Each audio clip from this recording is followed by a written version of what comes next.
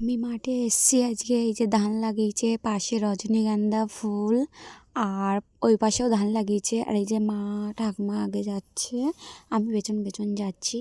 Hello friends, কেমন আছো? আশা করি ভালো আছো, আমিও ভালো আছি।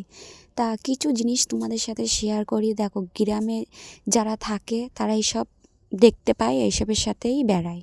আর যারা শহরে থাকে তারা এইসবের মর্মই জানে না। আর এইসব প্রকৃতি জিনিসটা এত ভালো, কেউ বোঝেও না আর বোঝার চেষ্টাও করে না। তা আর একটা কিছু বিষয় তোমাদের দেখাতে চাই। আমাদের এখানে প্রচুর আম চাষ হয়। আর এই যে আম বাগান, প্রচুর আম হয় এখানে। যা আম হয় ধারণার বাইরে। মানে যত দূর যাবো তত দূরই আম বাগান আর আম বাগান।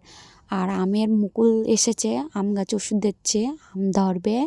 আর এখন তো গাছে কেউ হাত দেওয়া তো দূরে থাক, মানে আম বাগান দিয়ে হাঁটতেই পারবে না কেউ। আর কদিন পর থেকেই লোক এসে যাবে, যেই আম যে একটু বড় বড় একটু সামান্য গুটি গুটি হবে, তখন পাহারা দেওয়ার লোক আসবে এখানে।